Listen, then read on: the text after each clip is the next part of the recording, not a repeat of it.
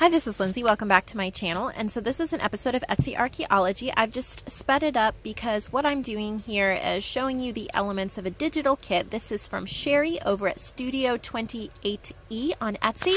You can click the link below to get this. This is a garden themed journal, and I am just going to prep the entire kit to make a journal with. You will see the completed journal in another video, but I just wanted to talk to you about prepping a digital kit. I don't do this every time. A lot of times I just sit down and cut out the ephemera as I need it. But if you have the time for this, it will definitely make the journaling process a lot smoother. In the evening, if you want to sit down and watch some TV, it's easy to just grab like a small trash can and a pair of scissors and just cut everything out. What I really love about Sherri's kit is all of the ephemera. That's the big selling point on this kit for me. She has so many different elements that are just so adorable. I mean, get a load of these little eggplant. How cute are those? So I'm just fussy cutting them out.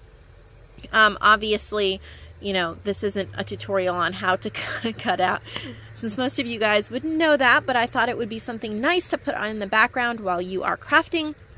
Maybe kind of, you know, cut out ephemera with me type video, and then just talk a little bit about Sherri's shop and what I plan on doing with this kit.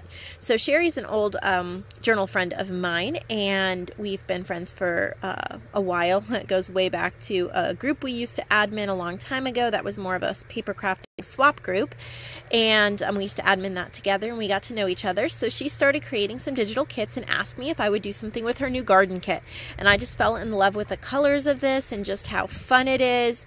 It's like a whimsical vintage. It's just adorable. So anyway, I decided that yes, I absolutely wanted to work with it, and this is going to be fulfilling one of my orders on Etsy, and it is one of the blind junk journal orders. In my shop, I have a listing for blind junk journal, and that means that whatever journal I am making next in that size, that I will send that one, and so that's what I'm going to do with this one. It will be a 9x6 journal when it is finished. So I'm really looking forward to starting it, since all of my ephemera will be cut out and prepped. I'm even going ahead and folding like the little coin envelopes and things like that. To further prep these, you could grab your ink, distress ink, or whatever you use to ink the edges up. I will probably be using Vintage Photo for this. That's the one I've been using and I think is setting out right now. But these are little corner pockets, and I'm just getting them flipped over, what's the right word, folded over, and just all ready. And I'm just going to put them in a little basket so that when I am decorating the pages, I will have everything ready. Please let me know in the comments below if you like videos like this sped up, so you can see my process and you can just kind of craft along with me.